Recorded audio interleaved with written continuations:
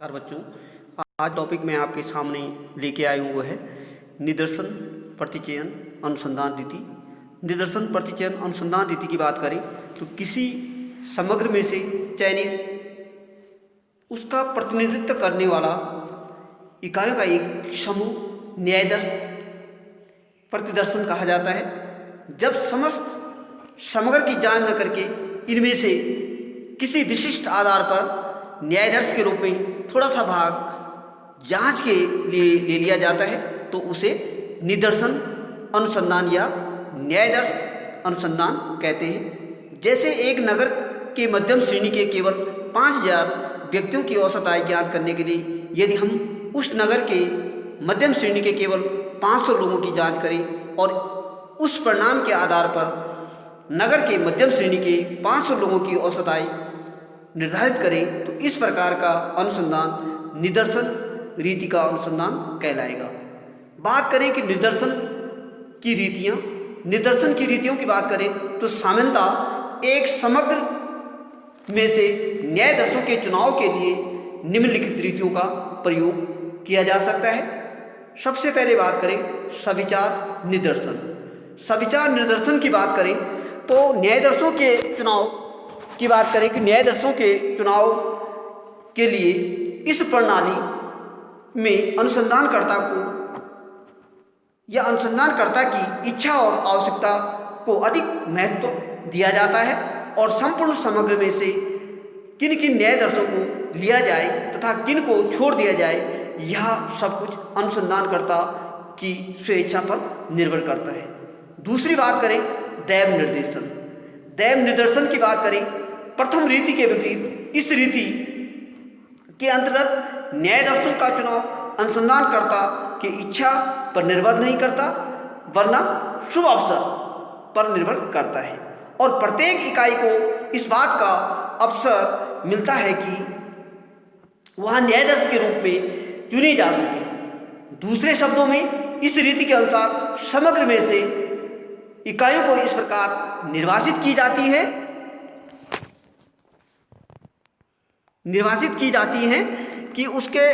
कि प्रत्येक इकाई के न्यायदर्श में सम्मिलित होने की बराबर संभावना बनी रही। प्रायः कहा भी जाता है कि एक अच्छा न्यायदर्श दैव प्रवक्तरण पर आधारित होना चाहिए। A good sample must be विशेष ऑन रैंडम सिलेक्शन। दैव निर्देशन की रीतियों की बात करें तो दैव निर्देशन के अनुसार न्यायदर्श चुनने के निम्नलिखित रीतियां हैं। पहले बात करें लॉटरी रीति द्वारा। लॉटरी रीति सबसे अधिक प्रचलित या सरल रीति है और इस रीति के अनुसार समग्र की सभी इकाइयों की पर्चियां या गोलियां बनाकर उनमें से उतनी पर्चियां किसी निष्पक्ष व्यक्ति जैसे अंधे व्यक्ति या बालक द्वारा निकाल ली जाती है जितनी की इकाइयां न्यायदर्श के रूप में शामिल करनी हो। इस रीति की सफलता इस बात पर निर्भर करती है कि गोलियों या पर्चियों का आकार रूप तथा रंग एक समान होना चाहिए ताकि उनमें से न्यायदर्श लेते समय किसी प्रकार का पक्षपातपूर्ण व्यवहार न हो सके। दूसरी बात करें आंख बंद करके चुनना। इस रीति में चुनने वाला पदों की चिन्हित पर्चियों में से आंख बंद करके कुछ को उठा लेता है और वही न्यायदर्श में शामिल किए जाते हैं। तीसरी बात करें पदों को किसी रीति से सजाकर। इस रीति में पहले पदों को किसी ढंग से उदाहरणतः जैसे भौगोलिक वर्णात्मक या संख्यात्मक ढंग से सजा लेते हैं और उनमें से आकस्मिक ढंग से कुछ पदों को चुन लेते हैं।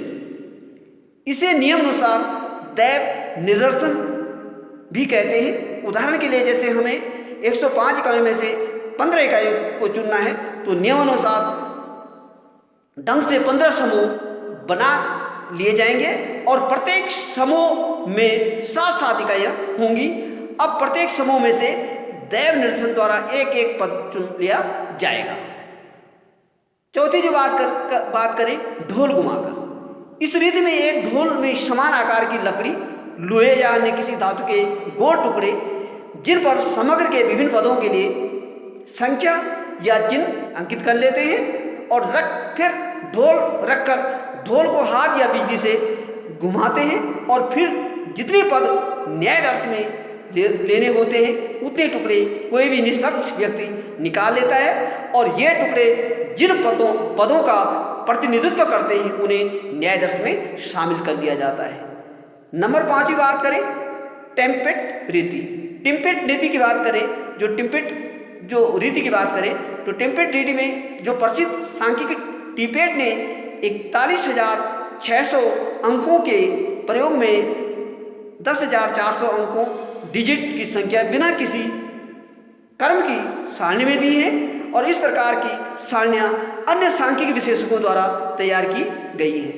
जैसे फीसर हो गया, आपका यूल हो गया, आपका कैंडल हो गया तथा आपका वाडिगटन हो गया, परंतु इनमें से टिपेट की संख्याएं अधिक लोकप्रिय हैं और टिपेट द्वारा दी गई संख्याओं में से प्रथम 37 संख्याएं आप इस प्रकार हैं, जैसे 2952 हो गया, 66 41 हो गया, 39 42 हो गया, 47 97 जो है 92 हो गया, 79 69 हो गया, 59 11 हो गया, 31 70 हो गया, 56 24 हो गया, 41 67 हो गया, 95 24 हो गया, 15 45 हो गया, 13 96 हो गया, 72 03 हो गया, 53 56 हो गया, 1300 हो गया, 26 93 हो गया, 23 70 हो गया, 75 83 हो गया, 34 08 हो गया, 27 62 हो गया, 35 63 हो गया, 10 99 हो गया, 69 13 हो गया, 76 91 हो गया, 0560 हो गया, 52 46 हो गया, 11 12 हो गया, 61 07 हो गया, 60 6008 हो गया, 81 26 हो गया, 42 33 हो गया, 87 76 हो गया, 27 54 हो गया, 91 43 हो गया, 1405 हो गया। तो टिपेट की सारणी के आधार पर यदि हमें 6000 विद्यार्थियों में से 20 विद्यार्थी छांटने हो तो पहले हम 6000 विद्यार्थियों को 1 से 6000 तक क्रम संख्याओं में क्रमबद्ध किया जाएगा और फिर उपयुक्त सारणी में से 20 संख्याएं छांटी जाएगी जो 6000 से अधिक ना हो। नंबर 3 बात करें मिश्रित निर्देशन। यह प्रणाली उपयुक्त दोनों प्रणाली का सम्मिश्रण है और इसके अनुसार सर्वप्रथम जो है संपूर्ण समग्र को विभिन्न विशेषज्ञों के अनुसार अनेक तथा अलग अलग वर्गों या स्तरों में विभाजित कर दिया जाता है ताकि प्रत्येक समूह या वर्ग में से न्यायाधीश का चुनाव हो सके। तत्पश्चात अलग अलग वर्गों में से वांछित न्यायाधीश दैव निर्देशन के आधार पर प्राप्त कर लिए जाते हैं। यह प्रणाली सविचार के अनुरूप इसलिए है कि पहले इच्छानुसार समग्र का विभिन्न वर्गों में विभाजन किया जाता है और दैव निर्देशन इसलिए है कि इस प्रणाली में न्यायाधीश सदैव दैव निदर्शन के आधार पर ही लिए जाते हैं। तो बच्चों आज के लिए इतना ही।